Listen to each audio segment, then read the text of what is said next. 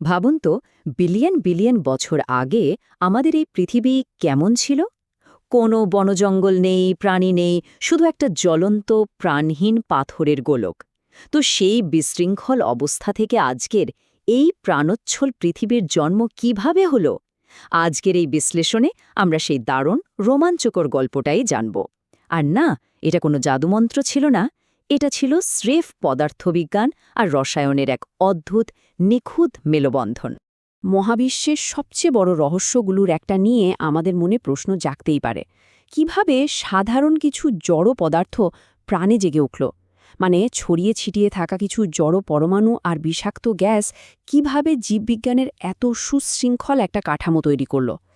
এটা শুধু তাত্ত্বিক কোনো ব্যাপার নয়, একেবারে আমাদের অস্তিত্বের শেকড়ের প্রশ্ন। চলুন প্রাণের সেই প্রথম স্ফুলিঙ্গ জ্বলে ওঠার আসল রহস্যটা একটু ঘেঁটে দেখি। পর্ব এক, এক চরম উত্তপ্ত চুল্লি। আচ্ছা চলুন মূল বিষয়ে প্রবেশ করা যাক। আমাদের ফিরে যেতে হবে পৃথিবীর একেবারে প্রথম যুগে, বিজ্ঞানীরা যাকে বলেন হেডিয়ান ইয়ন। আজকের এই শান্ত নীল গ্রহটার সাথে সেদিনের পৃথিবীর কিন্তু বিন্দুমাত্র মিল ছিল না। পুরোটাই ছিল একটা চরম বৈরী পরিবেশ। টিকে থাকা তো দূরের কথা, সেখানে প্রাণের অস্তিত্বের কথা কল্পনা করাও ছিল অসম্ভব। অনেক দিন ধরে একটা মিথ বা ধারণা প্রচলিত ছিল যে জীবন হয়তো শান্ত, উষ্ণ আর স্থিতিশীল কোনো পুকুরে খুব জাদুকরীভাবে শুরু হয়েছিল। কিন্তু বাস্তবতা ছিল পুরোপুরি উল্টো। ম্যাগমার ফুটন্ত মহাসাগর, চারদিকে বিষাক্ত গ্যাস আর আকাশ চিরে অবিরাম বজ্রপাত। এটাই ছিল আদিম পৃথিবীর আসল চেহারা। আর সবচেয়ে অবাক করা বিষয় কি জানেন? এই চরম বিশৃঙ্খলা আর অস্থিতিশীল পরিবেশটাই ছিল প্রাণ সৃষ্টির আসল চালিকা শক্তি।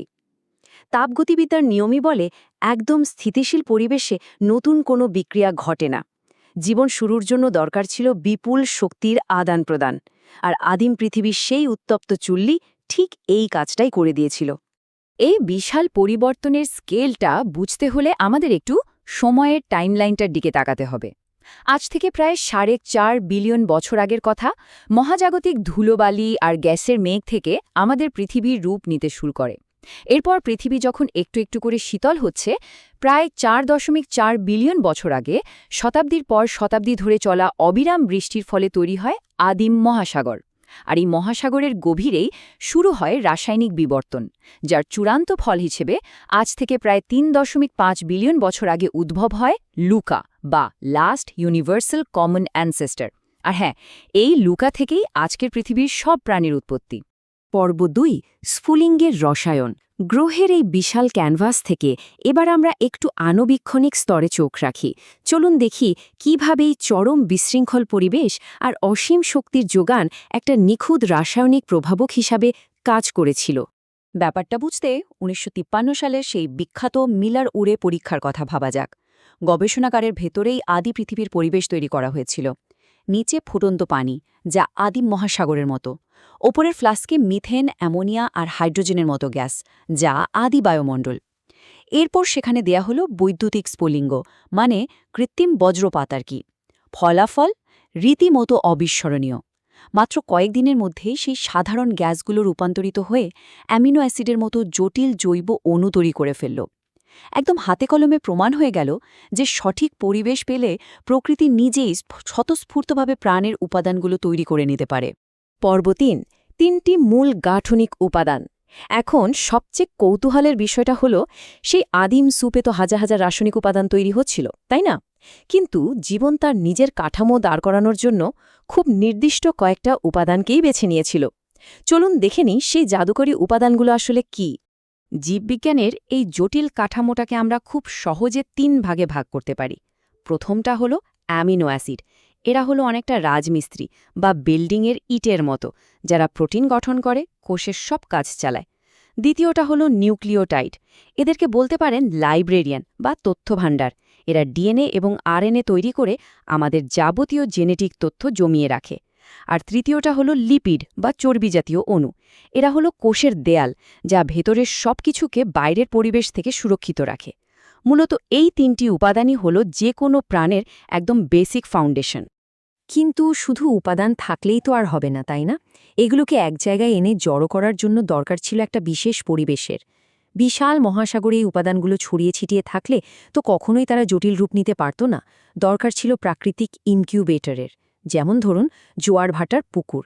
সেখানে ক্রমাগত ভেজা আর শুকানোর যে চক্র, সেটা অণুগুলোকে কাছাকাছি এনে পলিমার তৈরি করতে দারুণ সাহায্য করে। আবার গভীর সমুদ্রের অ্যালকালাইন ভেন্টগুলো থেকে একটানা তাপ আর রাসায়নিক শক্তি পাওয়া যায়।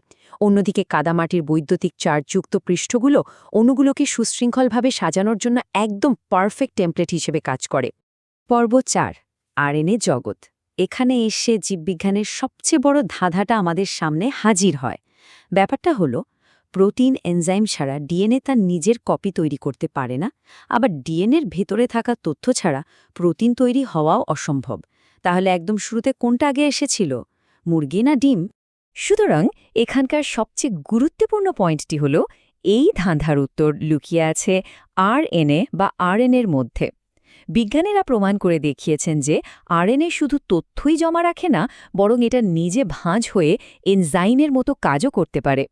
এই ধরনের আরএনএকে বলা হয় রাইবোজাইম। মানে বুঝতেই পারছেন, আরএনএ একাই বিল্ডিংয়ের ব্লুপ্রিন্ট আর রাজমিস্ত্রি উভয়ের কাজ সামলাতে পারত।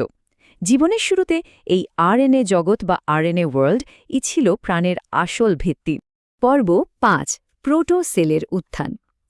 আচ্ছা, এই ভঙ্গুর আরএনএ অণুগুলো যাতে মহাসাগরের প্রবল স্রোতে ভেসে না যায় বা ধ্বংস হয়ে না যায়, সেজন্য একটা বাইরের আবরণ খুব দরকার ছিল। তাপগতিবিদ্যার নিয়ম অনুযায়ী একটা সুনির্দিষ্ট সীমানা ছাড়া এই রাসায়নিক সিস্টেমগুলো কোনোভাবেই টিকে থাকতে পারত না। আর ঠিক এখান থেকেই আসে আদিম কোষ বা প্রোটোসেলের ধারণা। সবচেয়ে আশ্চর্যের ব্যাপার কি জানেন? এই কোষের প্রাচীর তৈরির জন্য কিন্তু কোনো ডিএনএ বা জেনেটিক নির্দেশের দরকার হয়নি। এটা পুরোটাই ছিল পদার্থবিজ্ঞানের একটা স্বতঃস্ফূর্ত খেলা। লিপিড অণুগুলোর একটা মাথা পানি পছন্দ করে আর লেজের দিকটা পানি বিকর্ষণ করে। তো এদেরকে পানিতে ছেড়ে দিলে পানির সংস্পর্শ থেকে বাঁচতে লেজগুলো ভেতরের দিকে গুটিয়ে যায় আর নিজে থেকেই একটা দ্বিস্তর বা বাইলেয়ার তৈরি করে ফেলে। এরপর সেটা আপনা আপনি গোলাকার হয়ে আটকে যায়। এভাবেই জন্ম নেয় প্রথম আদিম কোষ বা প্রোটোসেল, যা বাইরের ওই চরম বিশৃঙ্খলা থেকে ভেতরের রাসায়নিক অণুগুলোকে একদম নিরাপদে রাখে। পর্ব ৬, প্রথম প্রকৃত প্রাণ। রাসায়নিক বিক্রিয়া থেকে জীববিজ্ঞানে উত্তরণের এই পর্যায়টাই ছিল সবচেয়ে যুগান্তকারী। এখন আর সবকিছু শুধু নিছক রাসায়নিক বিক্রিয়ার ওপর নির্ভর করছিল না, বরং এই প্রোটোসেলগুলো এবার প্রবেশ করল প্রাকৃতিক নির্বাচনের এক নির্মম প্রতিযোগিতায়।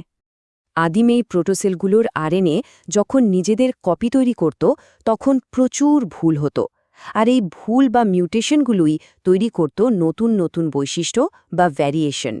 সফল প্রোটোসেলগুলো যখন আকারে বড় হয়ে দুভাগে ভাগ হতো, তখন তারা এই নতুন বৈশিষ্ট্যগুলো পরবর্তী প্রজন্মে পার করে দিত।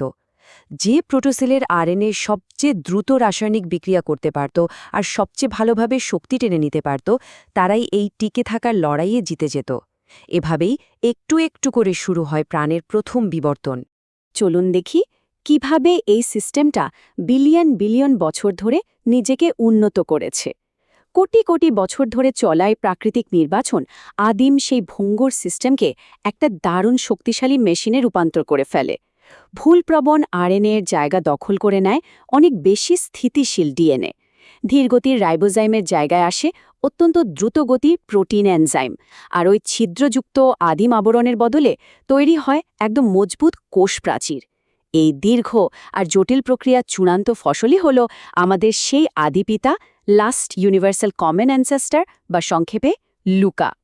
পুরো এই বিশ্লেষণের মূল দার্শনিক নির্যাসটা আমরা একটা চমৎকার কথায় খুঁজে পাই। জীবন হল নিয়ন্ত্রিত আগুন। এটি একটি সুসংগঠিত শিখা, যা এক বিশাল অশান্ত বাতাসে নিজেকে টিকিয়ে রাখে। জীবন কখনোই শান্ত বা নিষ্ক্রিয় কিছু ছিল না। আদিম পৃথিবীর সেই উত্তপ্ত বিশৃঙ্খলা প্রাণ সৃষ্টির জন্য কোনো বাধাও ছিল না, বরং সেই বিশৃঙ্খলাই ছিল প্রাণের আসল রূপকার। জীবন আসলে শক্তির একটা দারুণ জাদুকরী ব্যবহার, যা বাইরের বিশৃঙ্খলাকে কাজে লাগিয়ে নিজের ভেতরের শৃঙ্খলাকে টিকিয়ে রাখে। আমরা দেখলাম কিভাবে পদার্থবিজ্ঞান আর রসায়নের অমোঘ নিয়মে একটা জ্বলন্ত উত্তপ্ত পাথরের গোলক থেকে প্রাণের উন্মেষ ঘটেছে। এখন এটা যদি কেবল কোনো বিচ্ছিন্ন অলৌকিক ঘটনা না হয়ে থাকে, যদি এটা সঠিক রাসায়নিক আর ভৌত পরিবেশের একটা অনিবার্য পরিণতি হয়, তাহলে ভাবুন তো আমাদের এই অসীম মহাবিশ্বের আরও কোথায় কোথায় হয়তো ঠিক এই মুহূর্তেই কোনো জড়পাথর প্রাণে জেগে ওঠার অপেক্ষায় প্রহর গুনছে। মহাজাগতিক এই প্রশ্নের উত্তর খোঁজার রোমাঞ্চকর যাত্রাটা এখন শুধু সময়ের ব্যাপার। আজ তাহলে এ পর্যন্তই।